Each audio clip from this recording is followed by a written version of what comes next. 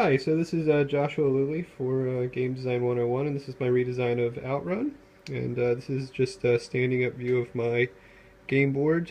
As you can see, there's a lot of big changes from the first time I did it. Originally, if you recall, the fan was the entire game board itself, but that didn't leave me a lot of ability to really make the game board not look terrible. Since, believe it or not, putting a bunch of pieces on the fan is turns out to be a really bad idea and looks really bad. So I've incorporated it into the board in another way, so it kind of like hovers over the game board. Not that it is the game board itself. It's attached to the this piece of cork board here with these rubber bands. So it's these are actually like pushed into the cork board on the other side. So it's actually, I mean, probably in the real world, it wouldn't be as polished as I'd like it to be because, it probably, I mean, it's obviously a little flimsy, but, it kind of works for this purpose. So on the other side, there's the stick, and the stick is actually hinged into, or screwed into this cork board. I'll try to show that. You can kind of see the hinge there. So I actually screwed that onto this, this piece of wood, and this actually lifts up. So you can actually put it against the fan here, which just kind of swivels like so. So yeah, so it's still kind of the same basic idea. Got the Raspberry Pi still going on with the touch screen. Sorry, I'll switch over so you can see a little better. Got the touch screen going on. So yep, that's still there. It's still got the solid state relay going to the fan, which controls it. As you can see, the big changes are clearly the board. So now the high road pieces, those are labeled with these orange pieces of paper, and the low road is actually laid out, and attached to the actual board, so players always know where the pieces go. Kind of gives them that kind of layover piece, so they don't have to guess and randomly lay out stuff. Let's see, I'm just gonna go ahead and put this up like the way I intended it to use, but this is it all folded up together, so it would be like, I guess if this were to actually be sold in like a store or something, it would be nice and laid together and packaged. Just give me a second to put it together.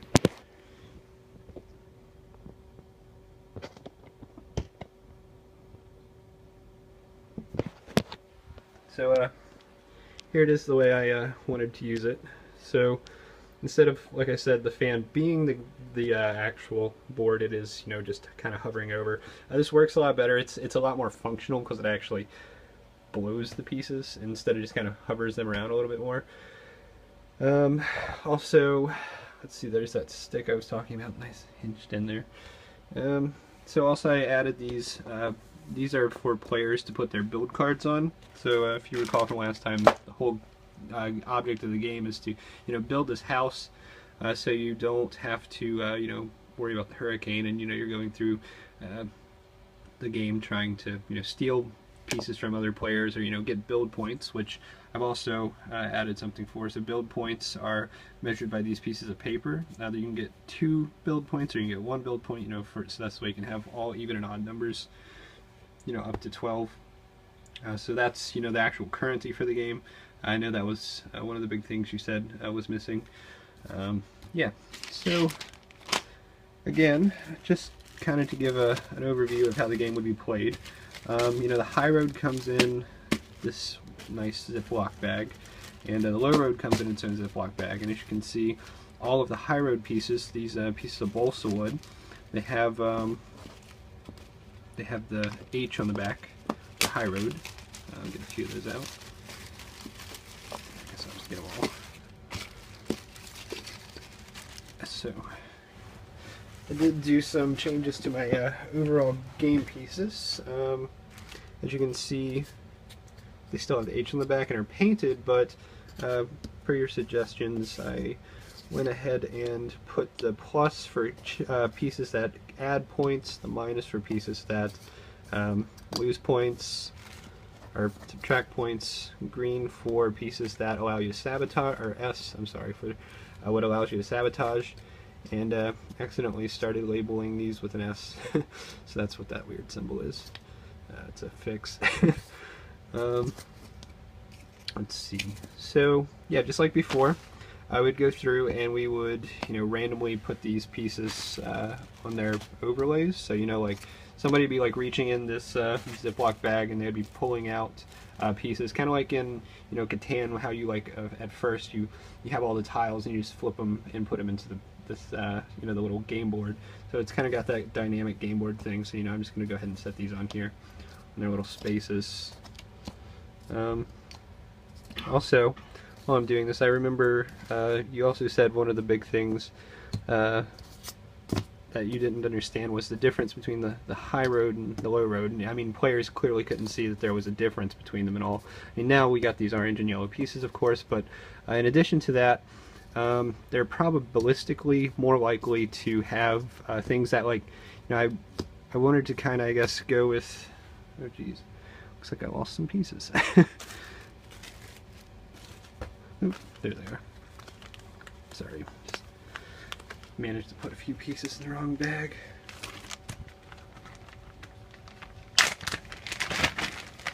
But anyway, as I was saying, so there was some confusion with the high road and the low road. So you're probabilistically obviously more likely to gain points on the high road, significantly less likely to lose points. And of course the orange cards allow you to either gain or lose points. So those are all favorable things because you've decided to be morally right or whatever. So that's kind of my logic behind calling it the high road and giving the plus points. Also over here on the game board, I've written down the probabilities for the high road and the low road, and of course the bridge in the back there. So I've added all of those probabilities so players don't have to memorize those things. Just kind of like also in Catan, how you have like when you're rolling the dice, you're it's really likely to roll an 8 because that's clearly indicated on the board. So the probabilities are there. Let's see. I'm going to go ahead and continue setting up the board. So I'm going to build the low road now. Of course, this would be just kind of like how players did the high road. So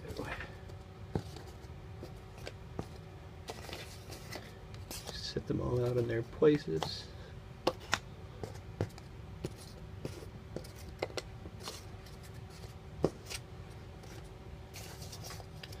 Sorry for the poor filming quality. I'm trying to hold the camera and also set up the game.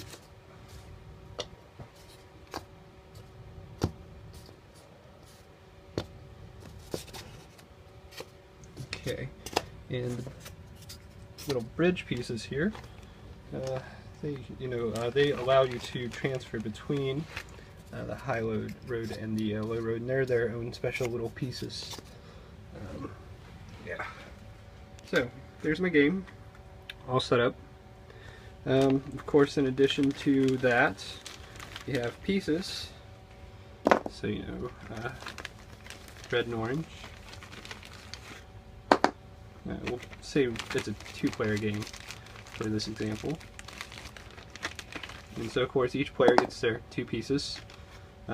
Also there's build cards. So we got our 4 walls, our roof. And so this is the house you're trying to build. Of course you have to have a window. This can sit over here. Got some extra space over there. Okay. And so of course one player would be the banker. So gives out build points and deal with the build cards. At the very beginning of the game, both players roll the dice. So let's say I'm red right now, and red rolls a 6. Okay, and say orange rolls a 2. Okay, so it looks like red will go first. So red gets the first opportunity to place one of its pieces on the board. So let's say I'm red, and at the very beginning of the game I have a strategy of I want to, red wants to be balanced. It wants the opportunity to very easily be able to subtract points from its total, because the low road will give us that ability, and the high road would also give us the ability easily add points. So you say I want to actually, play the game the way, like kind of go with the happy path strategy, of actually trying to very quickly gather build points in effort to get build cards and win the game that way. So, I'd want to probably put like, one piece on the high road so I can easily gain points, and I'd probably want to put one piece on the low road so I can easily lose points. And I don't have to necessarily sabotage anything if I don't want to, of course. And I could just strategically turn from turn. You can move this piece forward or backwards, or you can move this piece forward or backwards.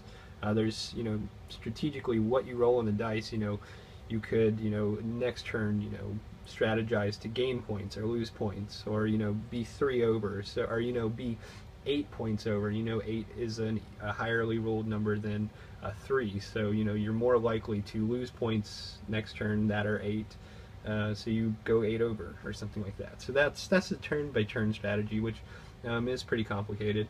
Of course, you don't have to play like that. Like maybe younger kids, they'd probably want to do something really simple, like just roll and play, just for fun. Additionally, you notice the red players both got put at the same time, so red places both of his pieces at the beginning of the game. Orange will also do that, so just for demonstration's sake, set one there and here. Let's see. So yeah, that's basically how the game starts out. And then at that point, we'd come over to our little Raspberry Pi touchscreen, and we have this lovely little shell script there. We would launch it. I'm just going to run that. Get our nice, lovely little GUI. I don't know if you can see that. Pretty hard to see. Like we have the option for 4 players, and the intern button nice and large in the center. So let's go to our little control center over here, and we'll set the difficulty to what we wanted to. And if you remember from last time, the time limit for the game isn't really deterministic, so you have no idea how long the actual game is. It varies based on difficulty. So a hard game, is between 25 and 30 minutes long. A medium game is between 35 and 40 minutes, and an easy game is between that and 60 minutes. So of course, for demonstration purposes, in the code, basically what I did was I just didn't multiply by the 60 to basically give you the full time in minutes. So it's just going for seconds right now, and I figured that would be much easier for the demonstration. Obviously, in production stuff, that would be multiplied by 60. Anyway, so I'm gonna do a hard, or I guess I'll do an easy game, so that means we have a more time to actually see what's going on. And you just, of course, whatever you pick, medium or hard, it's full responsive, nice little GUI. And so we'll just submit our choice for an easy game. Then we'll go back to the control center, and we'll select the number of, oops, sorry, I'm trying to do this through a camera. We'll set the number of players. So again, we can set between 2 and 4 players. So we'll set this for 2 since it's orange and red playing, but of course you could do 3 players. So anyway, there's 2. Submit our choice. And then once the first player was ready, which in this case was red, go to the control center. We will start the game. It's so hard to do through the camera. Anyway, so as you can see, that starts the timer running for player 1. So player 1 would rapidly pick up the dice, roll the dice. See, he rolls a 6 and land on a red square. He realizes that means he gets to gain 6 build points. So the banker would give him 3 cards, which are worth 2. So player 1 now has 6 build points, and he would immediately hit in turn, which, as you can see, has now started the timer for player 2. And player 2 would now rapidly grab the dice, roll a 7, and move his piece 7. And see, he also lands on gaining build points, and he would get 7 build points. So 6, 7. He would get his 7 build points. I'm just going to put those over there. just for demonstration, and of course he would go back and he would hit end turn. And as you can see, that starts player 1's clock again. And that's the total number of seconds player 1 has been going. Of course, that increments to minutes when we actually get to minutes. That's the total for player 2. Anyway, so this is the actual running time for this turn. And I guess I'll just let this the clock run out so you can see the board actually blow up. So time's just running along. The players are playing at this point. You know, they're moving their pieces, they're getting build points, but you know the game ends and everything kind of blows up horribly. As you can see, there's my other hand, just so you know. So I'm not like, you know, toggling the fan on and off. This actually does work. If you want the code, I can get that for you also. Anyway, yeah, so I'm gonna, you know, keep talking about this after the fan turns off. The fan turns on for 30 seconds when the game is over, and of course the game, geez, sorry, this stuff is like blowing around horribly. Anyway, so yeah, I think game board clearly demolished. Mission accomplished. Much better than, you know, before. As you can see, we got pieces all over the place. So yeah. Anyway, going back to the game, you know, I want to talk a little bit more about build cards. You know, build cards are what you're going after during the entire game. So this is what you're trying to achieve, what you're trying to accomplish getting. And of course, every time a player gets so many build points, you know, they cash those build points in for the piece they want. And so, you know, they would put their piece here. Of course, once you have all of the pieces, you have to pay the appropriate number of build points to be able to join your house together, and that means the game's over at that point. Whoever has that house, they win. Nobody can steal from them anymore. Also, you can join pieces together once you have the appropriate number of pieces, which is all explained in the rules. Once again, you know, like once pieces are joined, people can't steal them. So, you know, like a big strategy is to not allow players to have the appropriate number of build points. So also I added the rule this time that you can actually steal build points once you land on the sabotage squares, which is what that red piece is on over there. So you can steal build points from other players so they can't, you know, get the appropriate number of build points. Also, you can steal or add build points. Let me fix that. So, you know, you can give them 1 point if they're like, you know, 2 points away from being able to buy the piece. And, you know, if you give them 1 point and they have to roll 2 dice, I mean, it's obviously not possible that next turn they'll be able to, you know, get the appropriate number of build points to do X, Y, or Z options. So it buys you time. It's also, it makes the strategy a little bit more deep. Yeah, so aside from that, you know, I mean, everything works. Obviously redesigned the board, changed a few rules. Yeah, so you know, I've tried to make it a little bit easier for players to, you know, actually look at and you know, realize what's going on in the game. Yep, so that's my redesign of Outrun, and thank you for a good semester.